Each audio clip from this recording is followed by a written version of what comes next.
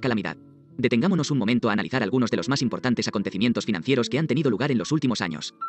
La peor crisis de mercado desde la Gran Depresión, en la que las acciones estadounidenses perdieron el 50,2% de su valor, o lo que es lo mismo, 7,4 billones de dólares entre marzo de 2000 y octubre de 2002.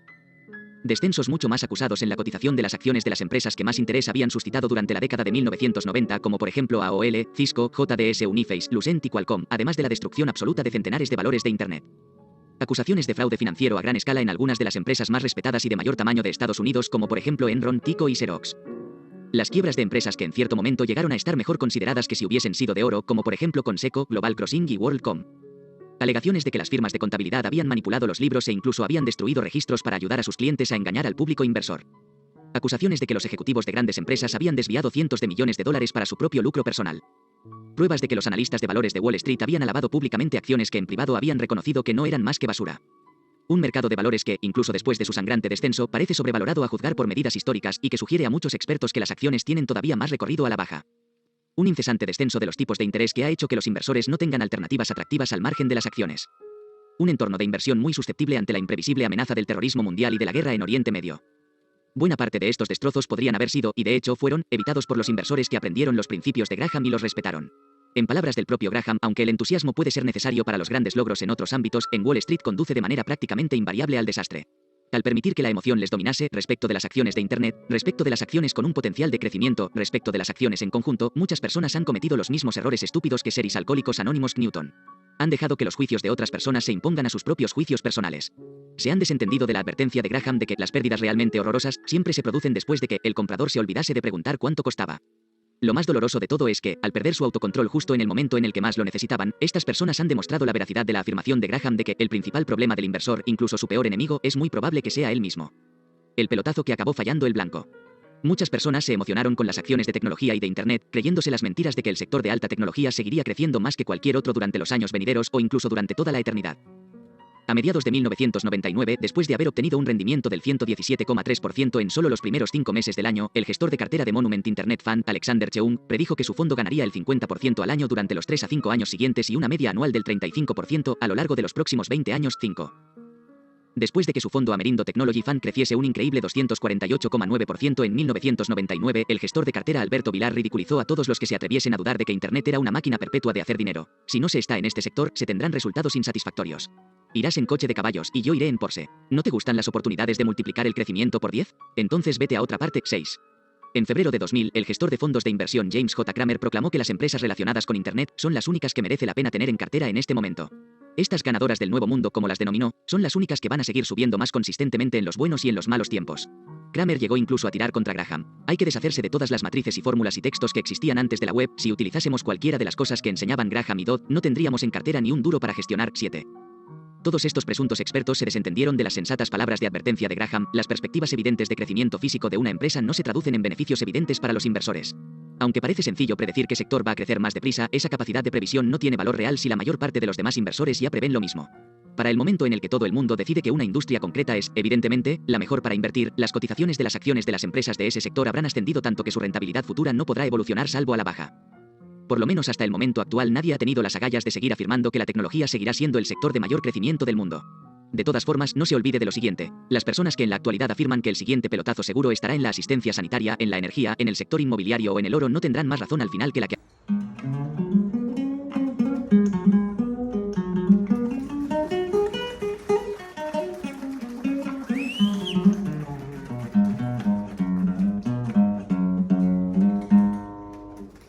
acabaron teniendo los que cantaban las alabanzas de la alta tecnología.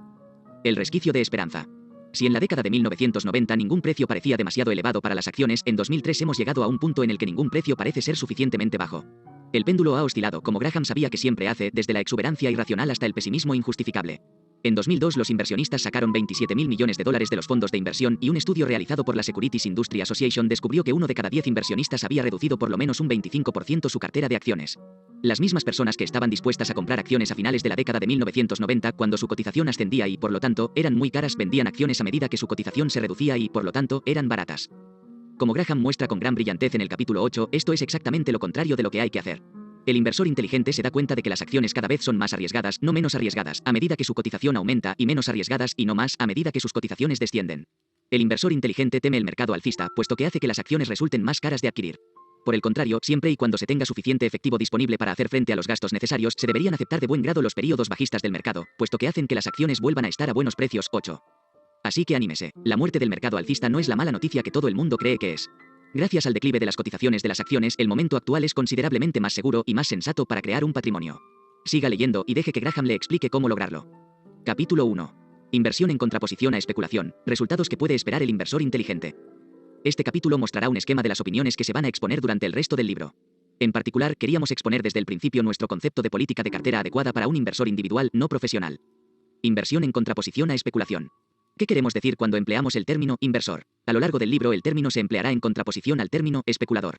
Ya en 1934, en nuestro libro de texto Security Analysis 1, tratamos de formular con precisión la diferencia que existe entre los dos, de la siguiente manera: una operación de inversión es aquella que, después de realizar un análisis exhaustivo, promete la seguridad del principal y un adecuado rendimiento. Las operaciones que no satisfacen estos requisitos son especulativas. Aunque nos hemos aferrado tenazmente a esta definición a lo largo de los 38 años siguientes, merece la pena destacar los cambios radicales que se han producido en el uso del término inversor durante este periodo. Después del gran declive del mercado que tuvo lugar entre 1929 y 1932 en Estados Unidos, todas las acciones ordinarias se consideraban, de manera generalizada, especulativas por su propia naturaleza.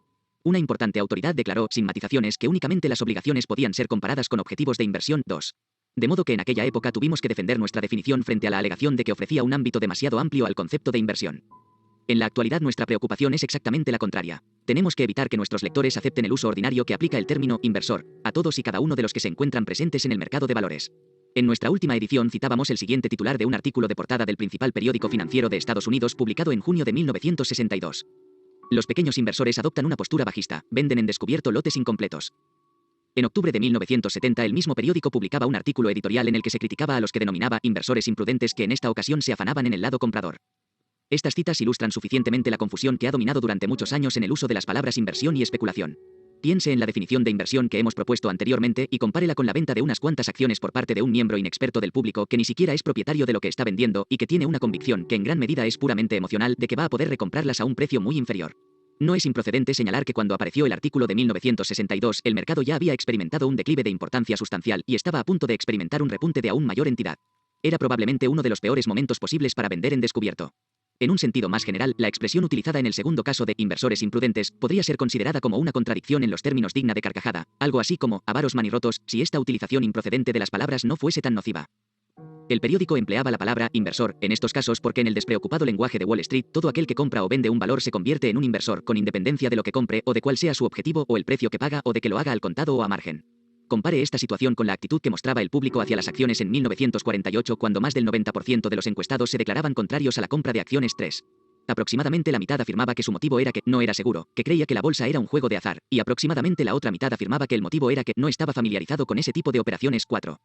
Es realmente paradójico, aunque en modo alguno sorprendente, que las compras de acciones de todo tipo fuesen consideradas de manera bastante generalizada como extraordinariamente especulativas o arriesgadas justo en el momento en el que esos instrumentos se vendían en las condiciones más atractivas y en el que estaban a punto de experimentar la mayor subida de cotización que han tenido en toda la historia. A la inversa, el propio hecho de que hubiesen subido hasta niveles que eran indudablemente peligrosos a juzgar por la experiencia pasada las convirtió, en un momento posterior, en inversiones y a todo el público que compraba acciones en inversores. La distinción entre inversión y especulación con acciones ordinarias siempre ha sido útil, y el hecho de que esa distinción esté desapareciendo es un motivo de preocupación. Frecuentemente hemos afirmado que Wall Street, como institución, haría bien si recuperara esa distinción y si la expusiese explícitamente en sus relaciones con el público. De lo contrario, las bolsas de valores podrían ser acusadas algún día de ser las causantes de las pérdidas extraordinariamente especulativas, con el argumento de que quienes las habían sufrido no fueron suficientemente advertidos contra ellas. Paradójicamente, una vez más, buena parte de los recientes problemas de imagen financiera de algunas agencias de valores parece provenir de la inclusión de acciones especulativas en sus propios fondos de capital. Confiamos en que el lector de este libro llegue a adquirir una idea razonablemente clara de los riesgos inherentes a las operaciones realizadas con acciones, riesgos que son inseparables de las oportunidades de obtener beneficios que ofrecen, y que deben ser tenidos en cuenta tanto los unos como las otras en los cálculos realizados por el inversor. Lo que acabamos de decir indica que es posible que ya no exista la posibilidad de crear una cartera compuesta por acciones ordinarias representativas seleccionadas con arreglo a una política de inversión absolutamente pura, en el sentido de que siempre se puede esperar adquirirlas a un precio que no entrañe ningún tipo de riesgo de pérdida de mercado o de cotización de entidad suficientemente grande para que pueda resultar inquietante. En la mayor parte de los periodos el inversor deberá reconocer la existencia de un factor especulativo en su cartera de valores. Es responsabilidad suya asegurarse de que ese elemento queda confinado a unos límites estrictos, y también es responsabilidad suya estar preparado financiera y psicológicamente para sufrir resultados negativos cuya duración puede ser breve o prolongada. Se deberían añadir 2 párrafos sobre la especulación con valores por sí misma, en contraposición al elemento especulativo que en la actualidad es inherente a la mayor parte de acciones representativas. La especulación sin matices no es ni ilegal.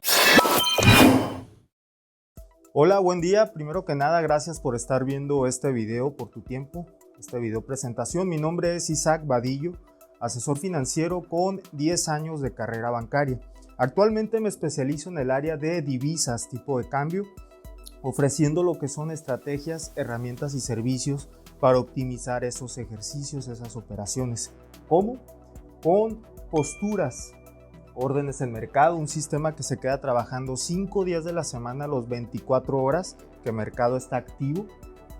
Análisis técnico, básicamente la verificación de gráfico para sacar tendencias, soportes y resistencias, ver probabilidades y pronósticos.